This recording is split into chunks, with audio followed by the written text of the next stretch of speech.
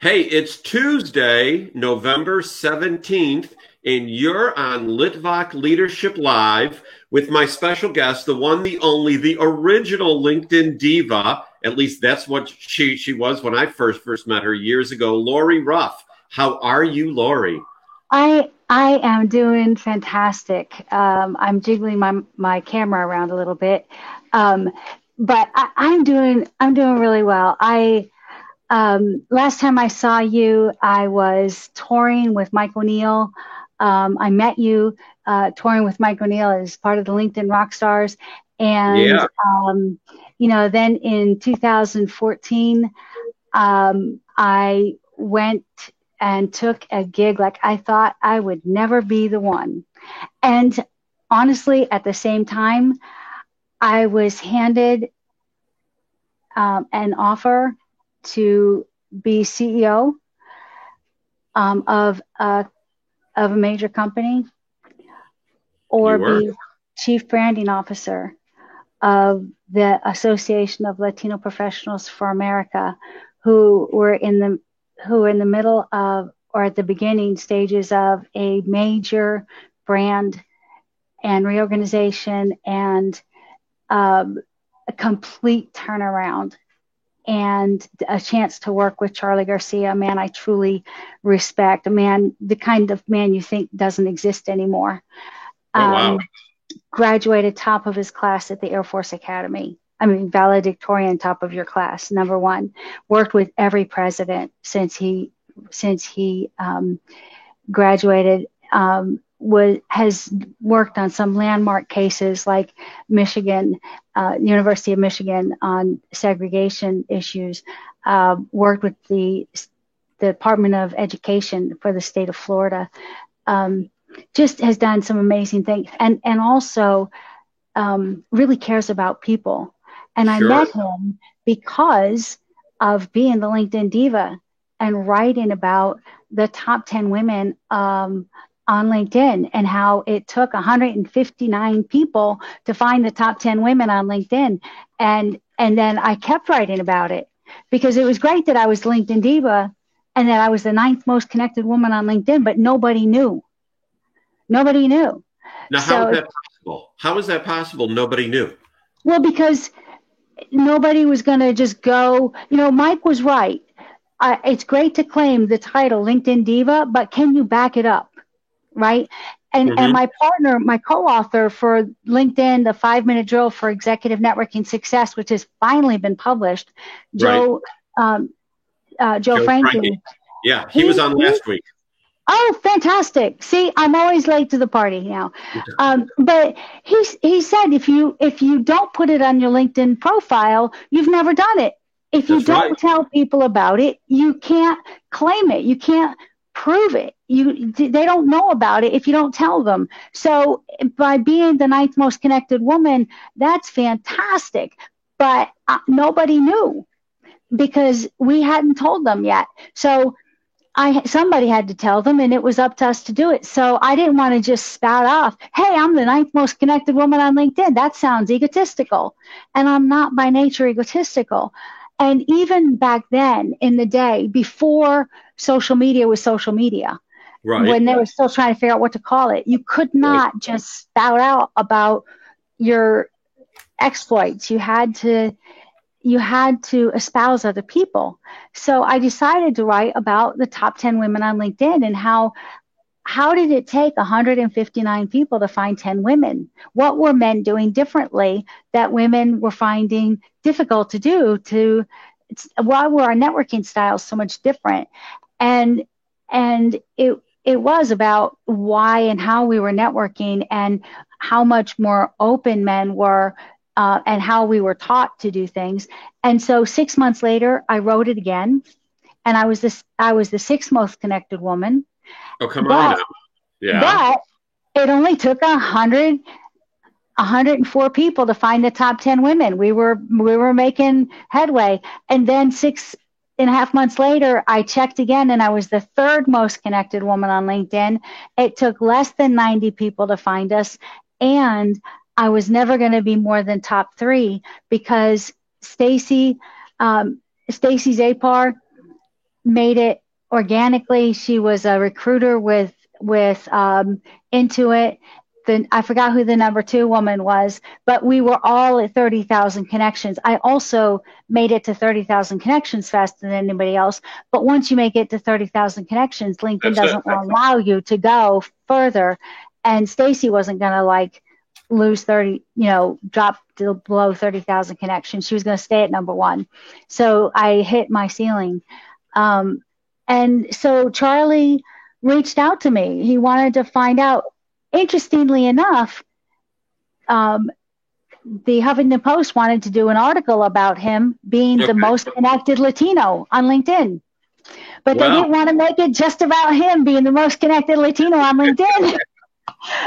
Where have I heard that song before? They wanted to find the top 10, right? So how do you find the top connected people on LinkedIn? So I told him how I did it. I helped the reporter. And then when the article came out, Charlie sent me a note about it. He sent me a copy of his book. Tell you what I do have. My book is on my desk. Charlie's book is on my bookshelf. And he signed it to me. Hope this adds a few tools to your leadership toolbox. Here's to a long, fun friendship. And actually that one is on my desk too. I've got 3 copies of this because I'm always giving them to somebody. But Leadership Lessons of the White House Fellows. I learned so much from this book. It was such a fantastic gift about humility of spirit, about seeing people for who they are. And so much of this, what it really taught me was that Charlie just didn't make that about, it wasn't just looking at that article the same way that I wrote mine, but that I found a kindred spirit. And so many of the people that I found through LinkedIn were kindred spirits like us, Sean. Our friendship has lasted through the years. Like when I see you, I know you, and I know you haven't changed. What I found in Charlie, and the reason that I chose working with Charlie over the chance at being CEO, was because I know this man is a man of integrity, a man of honor, a man who will stand up for somebody, that we had a chance to change lives and to bring students up who wanted to do something with their lives, and that we could make that happen for them, that there were professionals out there that were in lower level and mid-level careers that wanted to make it to executive ranks, and that we could help them do that. And we were able to change lives. And I got to see him work behind the scenes. I got to help him work on his, just before he went on stage, to help him script out things. And it was just a phenomenal roadmap for me for my future career, which I plan on having again. So, breakout Lori. As I was promoting this, I was telling people I was so excited to have you on because, you are one of the LinkedIn originals as far as I am concerned, and you are a LinkedIn legend. So I've got to ask you, we met back, I think it was in 2012. Mm-hmm. The organization that I was with at the time, I was looking for ways for our company to get more LinkedIn engaged. And I happened upon you and Mike and Integrated Alliances, and we ended up hiring you guys. And I learned a ton. Sadly, most of my colleagues refused to engage, but I gleaned all the information, so I was happy for that. What do you think of LinkedIn now with so many of the changes that they've made, and the how you can follow people, and people are just trying to go viral all the time, and it seems that it may have gotten away from some of the connectivity. What are your thoughts on that? The core is still there. I think LinkedIn, in the early days, it was such a love-hate relationship with the people who were trying to promote LinkedIn. Our first book was not even called LinkedIn until the subtitle, rock the world with your online presence, not your LinkedIn presence, but your online presence, your ticket to a multi-platinum LinkedIn profile, because LinkedIn was like cracking down on people using their name and using their brand.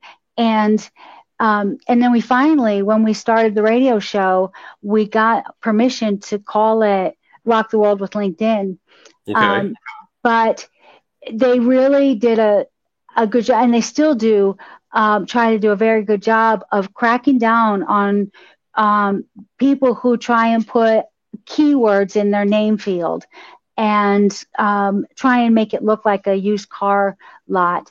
Some things they've encouraged now, which some people have changed it quite a bit, but still they did such a good job at the beginning not allowing it to look like a used car lot, and they continue to crack down, but it's just exploded in size. I think that the core is still there, and the people that want to use LinkedIn to find serious networking, you can use it to promote your business, but the true value is in the network.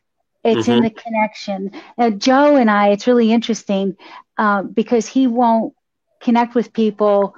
One thing that happened to him after he met me, I said, well, Joe, if you meet somebody at a conference, would you connect with them? And so, if somebody reaches out to connect with him, he'll respond back to them. If they don't respond back to him, he ignores it. But if they reply to him and they start a dialogue, then, the relationship starts. With me, I used to reply to everybody because I don't like to turn people down just because they've seen me on stage or whatever. It doesn't mean that I haven't met them just because they've met me. Right. And so there's been those variations. But I have been accused of, and rightly so at times, of pushing the limits, of taking a post and then using that post as a message to see, what does this look like?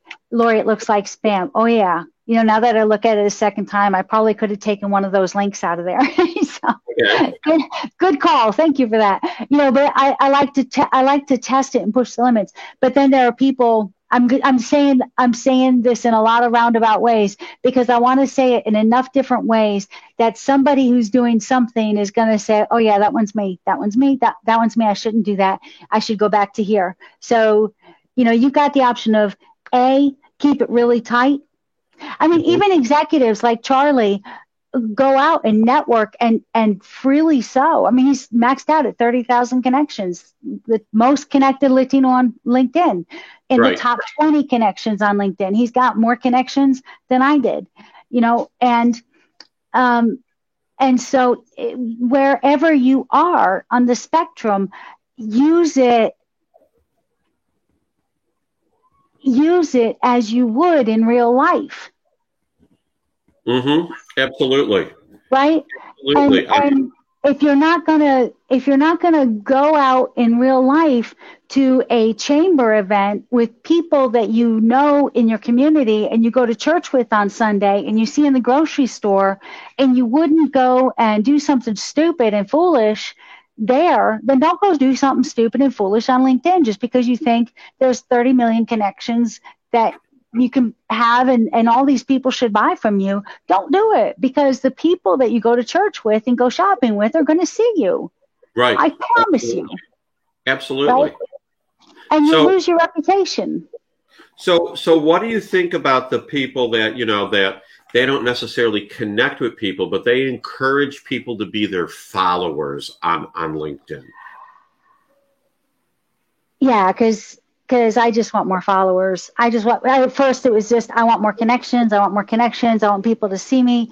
Are you there because you want people to see you? Or do you have a big ego? What is your core? So Ken MacArthur has had conferences, and I love these JV Alerts and Impact. And there's a gentleman that I'm trying to remember his name, Alex Mandossian. He gets down to your why. And keeps peeling it back, peeling it back, peeling it back. What's your why? And that's what I'm going to ask you. What is your why? Why are you doing it?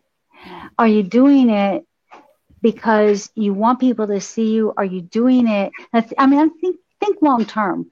You're going to buy this puppy. You're going to drive 30,000 miles in it. You're going to put a lot of mileage on this. And by the way, it's a soft top. You're going to be driving it in driving rain and hail. There's going to be snowstorms. There's going to be a lot of things happening in this bad boy, and you're going to have slim to no protection. So think about this. Why are you doing it? Are you out doing this because you just want to be seen? Then put a dress on it and don't put a whole lot of, just bare bones and the most minuscule stuff you can put on your profile. Don't tell people a lot about yourself and get a bunch of followers, and put don't put I live in Alexandria, put I live in the greater Baltimore, DC area. I back it up. Don't tell people very much about you. Right? Don't tell them where you went to school. Don't tell them where you work. Don't say much. Just try and get followers, right? But if you're doing this because you truly care about people, you truly care about where you work, you truly care about helping people, you truly care about building an audience because you think you can bring value to people's lives, and you want to connect with people that you know, like, and trust, that you've met, that you might meet at conferences, that you can shake their hands one day, but you also want to help people that you might speak to from stage or that might read your books, but you don't necessarily want to connect with them because the connection is a little bit more sacred. Then encourage people to be your followers. I encourage people to be my follower because I met 30,000 connections. You can't get any more connections. Right. I've got, I don't know how many thousands of people waiting for me to accept their connections. I hang anywhere from $29.96 to $30,000. I've got 4 or 5, 6 spots open at a time because somebody, leaves LinkedIn or LinkedIn ushers people out. Occasionally I'll go in and there'll be a few hundred spots, and I know LinkedIn's done a house cleaning. Okay. So wait, so what's the house cleaning like? Do they find fake profiles or? Yeah, they'll go in and they'll find fake profiles, or they'll find people who they'll go in and do a serious witch hunt for people that have rule violations that say, you go in one day and there'll be keywords in your name profile. And I mean, seriously, go in and read the EULA, the end user license agreement. It's at the bottom of the screen. Number 8 says that you will not have anything in your name field other than your natural name and lettered credentials. So Sean Litvak, PhD, MBA, but not greatest salesman on earth, right? Okay. Not SEO expert, right? Not Lori Ruff, LinkedIn diva. That's not a natural name. Got it. Right. And that's in the name field or in the URL? That's in the name field. Okay. So you can have that stuff belongs in your headline. Absolutely. Right. And they've given you opportunity now to create a bigger headline than you did before because of the whole phone thing. So, and you can put that stuff in your title. You can put it in, you got your company names. You've got your title. So you don't have to just have CEO, or you don't have to just have mechanic. You can put world's greatest mechanic of BMWs, or I specialize in. I'll tell you what, my orthopedic surgeon specializes in knees and shoulders. And I know that for a fact because he said, I don't deal with the medication for, osteoporosis and osteopenia anymore, because I've got enough to keep up with my titanium knees and shoulders. And I'm like, wow, I hadn't thought about all that technology. You're not just a orthopedic surgeon anymore. Now wow, it's astonishing. So what do you think, when you look back on your career over the years, what did you think success would look like as opposed to all that you have achieved? I look at your LinkedIn profile, Lori, and I download everyone's LinkedIn profile before I have them on the show, and yours is 17 pages long. It's not on my LinkedIn profile. You've done so much. Well, Sean, the last 3 years, I haven't done very much. Okay. What success used to mean was that I would make a difference in people's lives. Okay. And that I would continue to. And then in 2010, I thought that I wasn't going to be able to make a difference in people's lives anymore because RA found me. And it hit with such ferocity so fast. I was in a wheelchair in 6 weeks. And I truly believe if I had not been partnered with Mike O'Neill, I wouldn't have survived the first couple of years. Professionally, his endless, boundless energy and enthusiasm kept me going on days that I just had none. And then two, there were a lot of times that I was so content to just be at home on the computer and keep track of people. And it was so fantastic to be in social media and encourage people and talk to people and think about anything but the pain that I was in.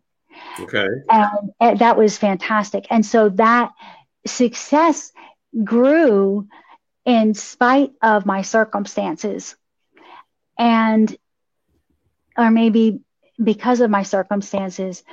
And then I guess when I took a leave of absence from Alpha, and life just sort of took another twist, because I thought that I had given it everything I had and I was done. And I've learned over the last few years that I was done, and that my faith in God met me right where I was done and carried me and taught me so much more. And so I know there's more. I don't know what that more looks like. Okay. But I do know that I thank God for CNA that helped me get dressed today. Yay, CNAs. And I just heard from Mitch Axelrod today on his Facebook page that he just had his last physical therapy, occupational therapy, speech therapy after having a stroke earlier this year. Oh my.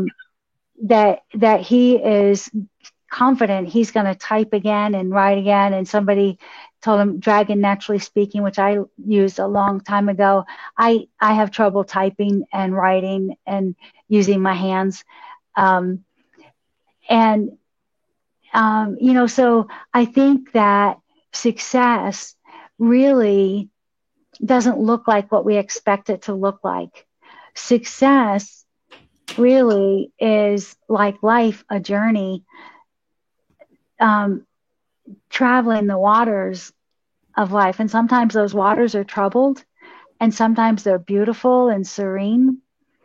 Last week, a friend and his family went to the beach to Topsail Island and took me with them. And there were some mornings where the surf was just as still. And then the the storm came and the tropical depression came up, and it was I went out at high tide during the storm. Somebody walked out with me to the beach, and I got a box full of shells that came washed up on the sheet. The most beautiful shells that I found were during that storm. And some of the most beautiful lives that I saw, that I touched, were during storms. And I think that success is going to look like me right now in this moment being able to have an interview with a man I've long respected, that I found because I was able to meet you in 2012, 2 years after rheumatoid arthritis struck, and I decided to say yes and keep going.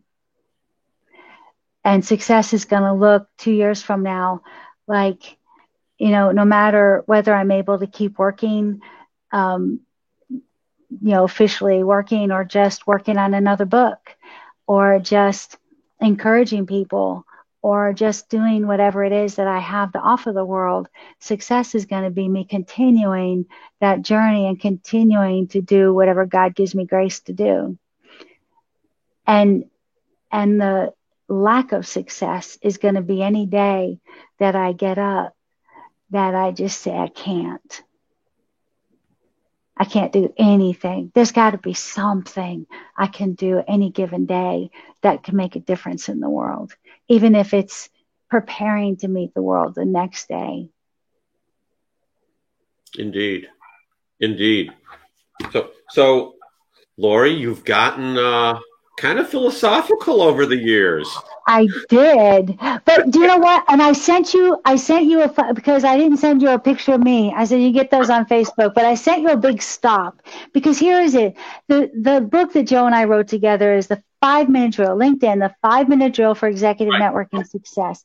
If you don't stop for 5 minutes a day and work on yourself, work on a moment of looking at somebody who has sent me a message and answering them. Who can I connect to today to strengthen my network? Who can I send a message to encourage? What group? Somebody that's posted, not posting myself, but how can I answer somebody that posted in a group or on my timeline so that I can encourage somebody and tell them they've been heard? If I can't do 5 minutes a day and stop, and for the salespeople, we were saying do 15 minutes 3 times a day, because that's what really is going to make people pay attention to you. When you tell people, I hear you, there is nothing more important that you can say to people.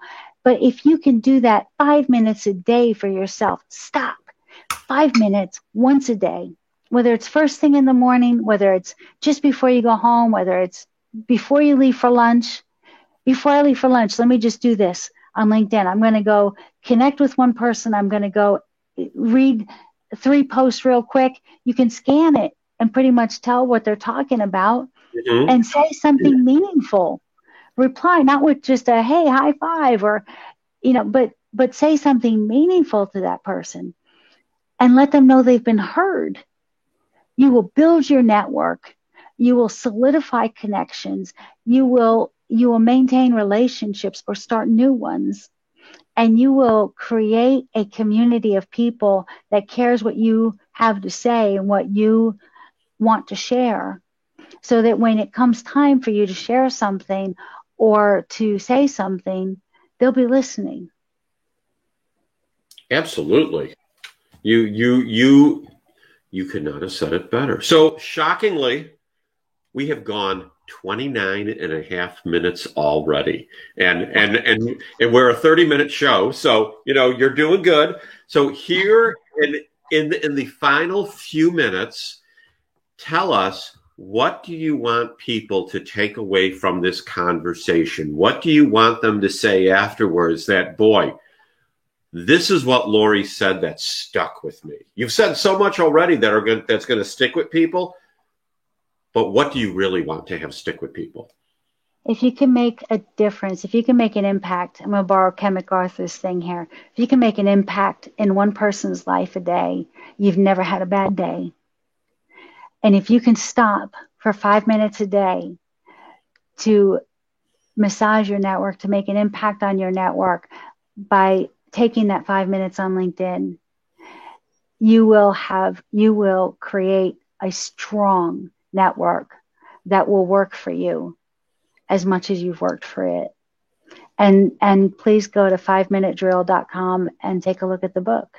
Please get some. They're easy read, an hour, and they'll make an impact in your life. It takes an hour to read. It takes a little bit longer to put it into practice, but we try to make it easy. That's great. Thank you, Lori. Thank you so much for agreeing to be on my show. I feel like you're this big time legend, and here you are on Litvak Leadership Live. Thank you so much. I love you with all my heart, Sean. Oh, you are awesome. Everyone, that's the show for the day. Thank you so much. We will see you tomorrow. Lori, it's been a pleasure having you here. Thanks.